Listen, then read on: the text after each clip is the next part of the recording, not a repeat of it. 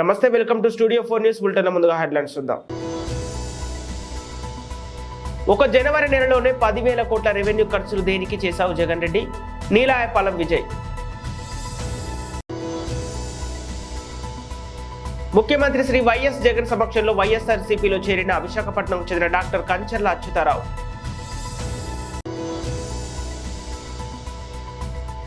మాజీ మంత్రి మల్లారెడ్డికి మరోసారి షాక్ ఇచ్చిన ఐటీ.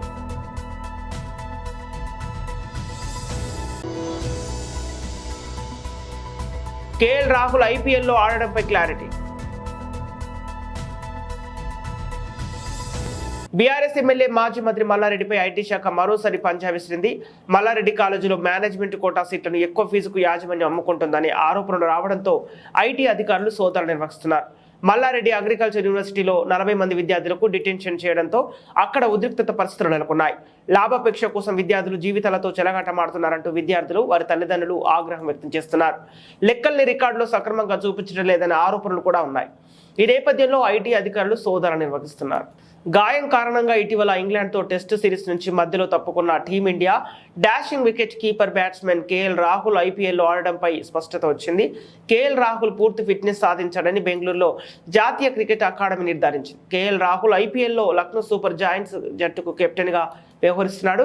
అయితే ఇటీవల కేఎల్ రాహుల్ తరచుగా గాయాల బారిన పడుతున్నాడు. దాంతో అతడు ఐపీఎల్ 2024లో ఆడడంపై అనిశ్చితి నెలకొంది. ఈ నేపథ్యంలో కేఎల్ రాహుల్ ఫ్యాన్స్ కి ఎన్సీఏ నుంచి శుభవార్త అందింది. అయితే ఇప్పట్లో కేఎల్ రాహుల్ వికెట్ కీపింగ్ చేయకపోవడమే మంచిదని, కేవలం బ్యాట్స్మెన్ గా కొనసాగాలని ఎన్జీఏ సూచించింది. ఒక జనవరి నెలలోనే 10,000 కోట్ల రెవెన్యూ ఖర్చులు దేనికి చేశావు జగన్ రెడ్డి? టీడీపీ రాష్ట్ర అధికార ప్రతినిధి నీలాయపాలెం విజయ్ కుమార్ మీడియా సమావేశం ఏర్పాటు చేశారు. ఎన్టీఆర్ భవన్, అమరావతి నుండి ప్రత్యక్ష ప్రసారం.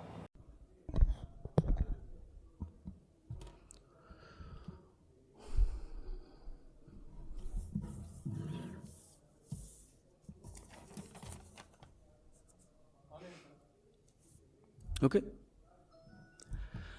అందరికీ నమస్కారం అండి. జగన్మోహన్ రెడ్డి గారి ప్రభుత్వం తుది దశకు చేరుకుంటున్న తరుణంలో విచ్చలవిడిగా ఖర్చు పెట్టేస్తున్నారు.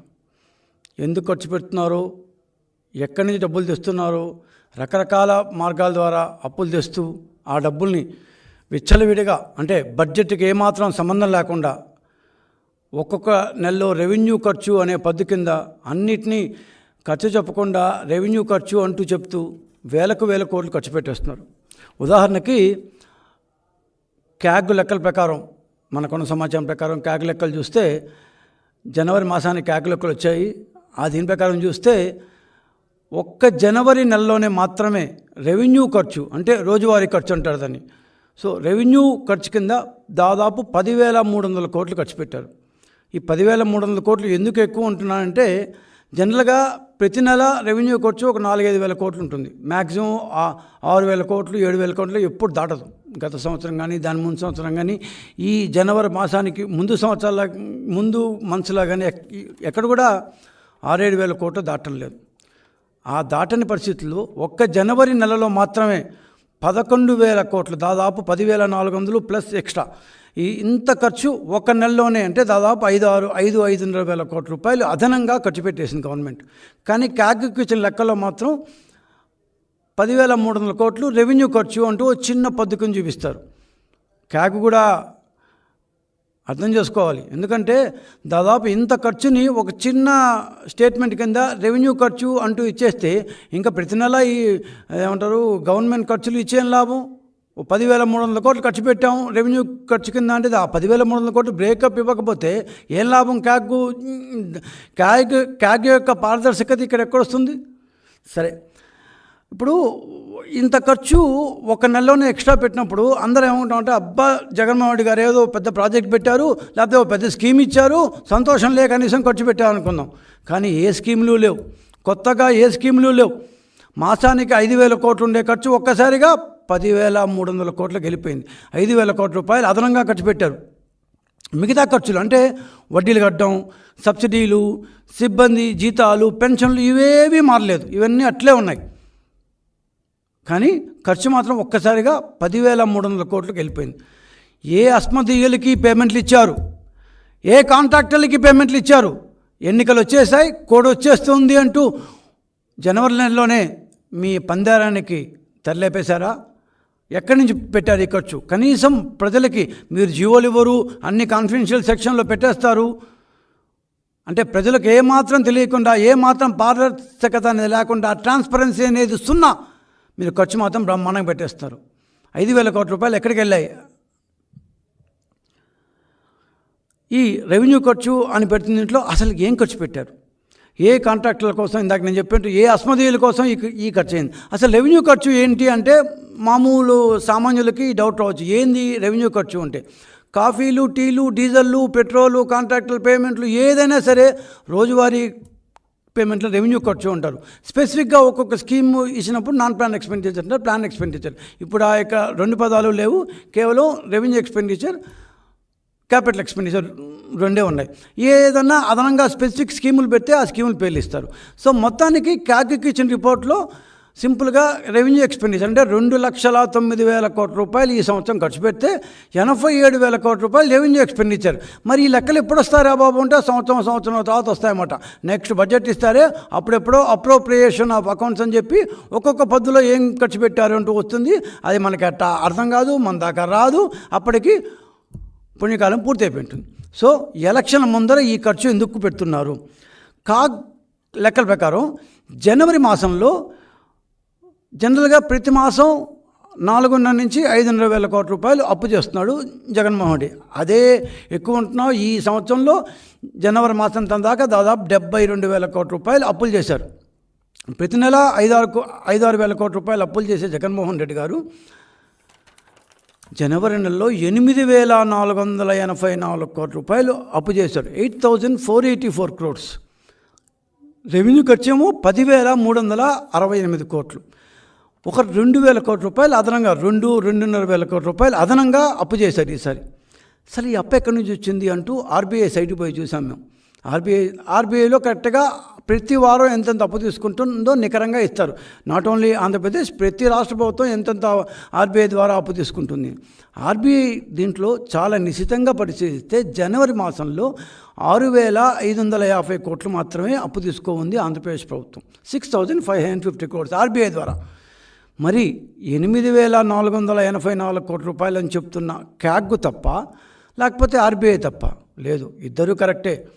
క్యాగ్ లెక్క ప్రకారం 8,400 తీసుకుంది, 484 కోట్ల రూపాయలు, 8,484 crores.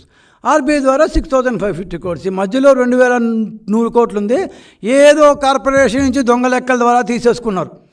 ఏపీఎండిసిలో తీసుకున్నారు. దానికి నెక్స్ట్ వద్దాము. ఇది ఎవరికీ తెలియకుండా ఆర్బీఐ ద్వారా తీసుకోలేదు. మరి ఎక్కడి నుంచి తీసుకున్నట్టు? ఏ కార్పొరేషన్ తీసుకున్నారో, ఏ ప్రభుత్వ శాఖ నుంచి సొమ్ము గవర్నమెంట్కి దారి మళ్లించుకున్నారో, ఏ కార్పొరేషన్ నుంచి భయపెట్టో, బెదిరించో, బామాలో ఖర్చు బతిమాల్లో అంటూ ఉండదులే. సేపటికి వార్నింగ్ ఇవ్వడం బెదిరించడమే కదా. సో బెదిరించి మరి ఏ కార్పొరేషన్ అప్పు తీసుకున్నారు మహాశయ? చెప్పాల్సిన అవసరం లేదంటారా? 2,000 కోట్ల రూపాయలు అదనంగా మీరు ఎక్కడి నుంచో తీసుకున్నప్పుడు కనీసం ఆ మాట ప్రజలకు చెప్పాల్సిన అవసరం లేదా? మీ ఇష్టం వచ్చిన ఖర్చు పెట్టుకోవచ్చా? పోనీ లేదు ఇది మామూలు ఖర్చే, ప్రతిసారి పెట్టే ఖర్చే అని బుగ్గన రాజేంద్ర గారు కావచ్చు, లేకపోతే ఆయన దువ్వూరి కృష్ణ గారు వస్తారా, ఇది మామూలు ఖర్చు, ఏం లేదు మామూలు పెడుతున్నాం, కొత్త మీరు ఊరికే మా మీద అభాండాలు వేస్తారు, మీకు అసలు తెలియదు, అది ఇది మేమంతా ఫ్రెషర్లు కిషర్లు అంట ఆయన చెప్తారు. మీరు చాలా తెలియగల వాళ్ళు, చాలా ఎక్స్పీరియన్స్డ్ వాళ్ళు. అందుకనే మేము అడుగుతున్నాం సార్, అక్టోబర్లో మీ యొక్క రెవెన్యూ ఖర్చు 5,662 కోట్లు, నవంబర్లో 5,300 కోట్లు, డిసెంబర్లో 6,600 కోట్లు, జనవరి మాసానికి వచ్చేప్పటికి 10,368 కోట్లు, 4,500 కోట్లు, 5,000 కోట్లు ఒక్కసారిగా పెరిగిపోయింది. సరే మేమేమనుకోమంటే ఏదో అమ్మ ఒకటి స్కీము, ఇంకో స్కీము ఏమన్నా పేమెంట్లు చేస్తుంటారేమోలే, ఆ మంత్ అందువల్ల ఎక్కువ చూపిస్తుంది. ఈ మంత్ ఇట్లాంటి స్కీములు పేమెంట్ చేస్తుంటే లాస్ట్ ఇయర్ కూడా చేస్తుండాలి కదా ఇదే సమయంలో. ప్రతిసారి ఒకేసారి ఇస్తారు కదా, ఒక్కొక్కసారి ఒక్కొక్క మంత్లో ఇవ్వరు కదా. పోనీ లాస్ట్ టైం 2022-23 లెక్కలు గుర్తిస్తాం మేము. చూస్తే అక్టోబర్లో 5,400, ఈసారి 5,600, 200 crores ఎక్కింది. లాస్ట్ ఇయర్ నవంబర్లో 5,900, ఈసారి 5,300, ఏం పద్దు లేదు. లాస్ట్ ఇయర్ డిసెంబర్లో 5,100, ఈసారి 6,600, 1,000 కోట్లు పెరిగింది. లాస్ట్ ఇయర్ 7,500 జనవరిలో, ఈసారి 10,300. అట్లా చూసుకుంటే కూడా 3,500 కోట్ల రూపాయలు. వీళ్ళకి వేల కోట్లు అంటే లెక్క లేకుండా పోయింది. అసలు పక్కన ఎన్ని సున్నాలు ఉంటాయో మళ్ళీ వాళ్ళకి తెలిసి కూడా చావదు. వీళ్ళు 7,300 కోట్లు లాస్ట్ టైం పెడితే ఈసారి 10,300 కోట్లు. 3,000 కోట్లు అదనంగా ఏం ఖర్చు పెట్టారు చెప్పరు, అంతా రహస్యం. దట్టు ఎన్నికల ముందు వస్తున్నాయే. పోనీ మేము అనుకున్నాం, పోనీ ఇంట్రెస్ట్ పేమెంట్లు ఏమైనా వడ్డీలు అప్పులు తీస్తున్నారు కదా, వడ్డీలు ఏమైనా ఎక్కువ కట్టారేమో అని. సెప్టెంబర్లో 2,400 కోట్లు, అక్టోబర్లో 2,400 కోట్లు, నవంబర్లో 2,497 కోట్లు, డిసెంబర్లో 2,328 కోట్లు, జనవరిలో కూడా అంతే 2,538 కోట్లు. అంటే ఏమి ఎక్స్ట్రా ఏం వడ్డీలు కట్టలేదు. పోనీ జీతాలు ఏమన్నా ఖర్చులు ఎక్కువ పెట్టారేమో అనుకున్నాం. సెప్టెంబర్లో 4,000 కోట్లు. సీఎం క్యాంపు కార్యాలయంలో ముఖ్యమంత్రి శ్రీ వైఎస్ జగన్ సమక్షంలో వైఎస్ఆర్ కాంగ్రెస్ పార్టీకి చేరిన విశాఖపట్నం చెందిన డాక్టర్ కంచర్ల అచ్యుతరావు గతంలో ప్రజారాజ్యం పార్టీలో క్రియాశీలకంగా పనిచేసి ప్రస్తుతం సేవా కార్యక్రమాలు నిర్వహిస్తున్న అచ్యుతరావు ఆరిలోవ ప్రాంతంలో స్థానికంగా మంచి పట్టున నేతగా గుర్తింపు.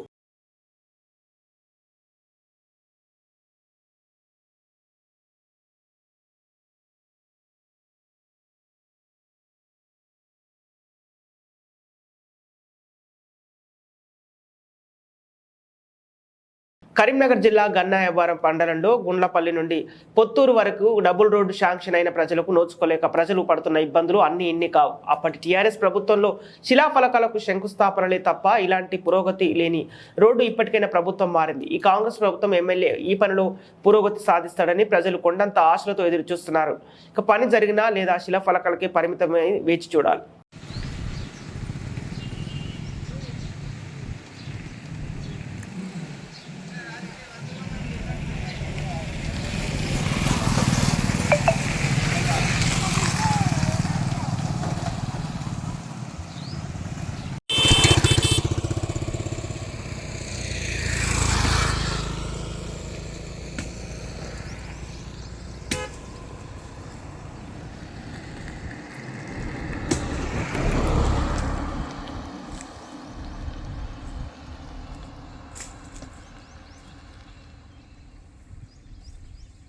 మూగజీవుల రోదనను అర్థం చేసుకుని ప్రజాప్రతినిధులు ఉన్నతాధికారులు మానవత్వంతో ఆలోచించి ఒక పరిష్కారం చేయాల్సిందిగా గోసం రక్షణ సేవా సమితి అధ్యక్ష కార్యదర్శి కార్యవర్గ సభ్యులు పలు స్వచ్ఛంద సంస్థల నిర్వాహకులు ప్రజలు కోరుతున్నారు.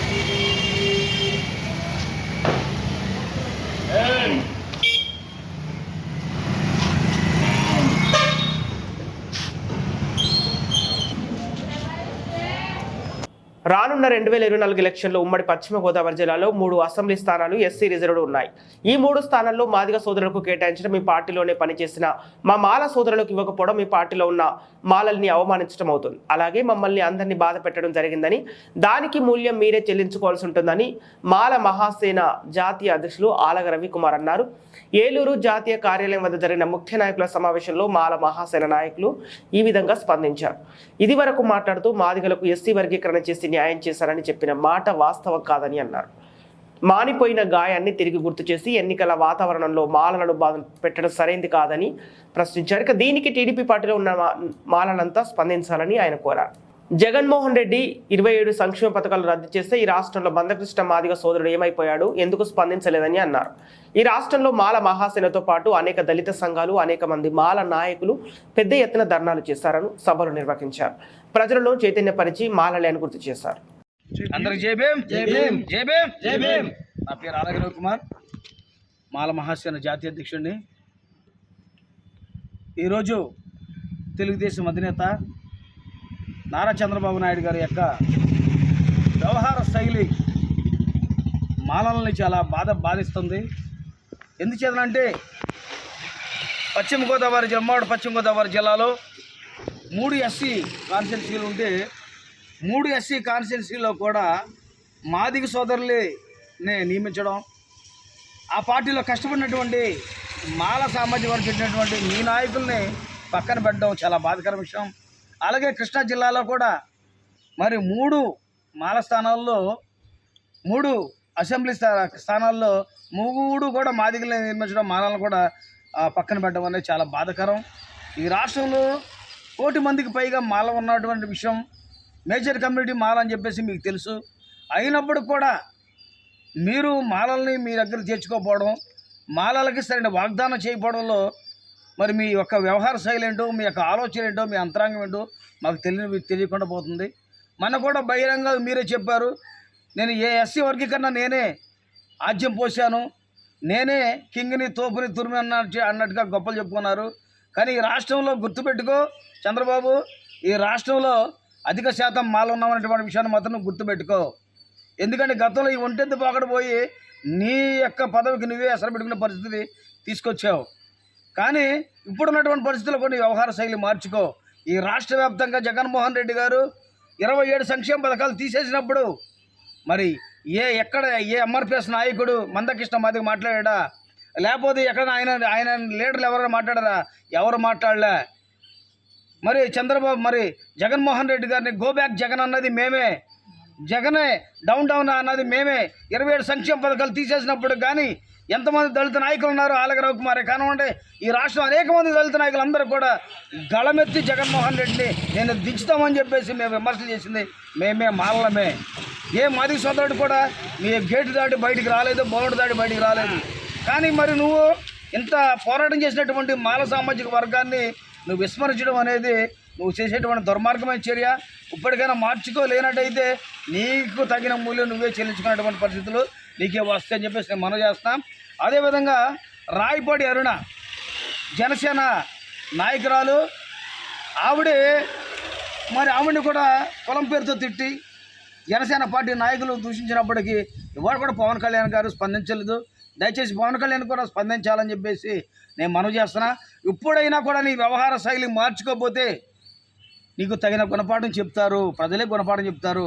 నీ దగ్గర నీ టీడీపీ పార్టీలో ఉన్నటువంటి వ్యక్తులు కూడా చాలామంది కరడుగట్టినటువంటి జాతి ప్రేమికులు ఉన్నారనే విషయాన్ని నువ్వు గుర్తుపెట్టుకోవాలని చెప్పేసి మనవి చేస్తాను. జై భీమ్, జై మాల మహాసేన. బులెటిన్ ముగించే ముందు హెడ్లైన్స్ మరోసారి.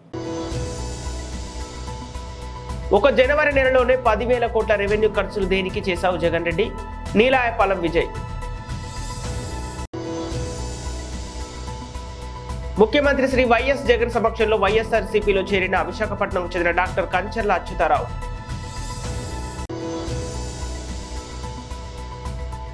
మాజీ మంత్రి మల్లారెడ్డికి మరోసారి షాక్ ఇచ్చిన ఐటీ.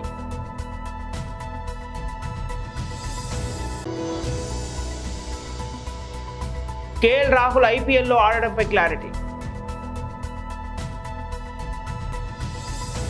ఇవి ఈనాటి వార్తలు. మరో బులెటిన్తో మళ్ళీ కలుద్దాం.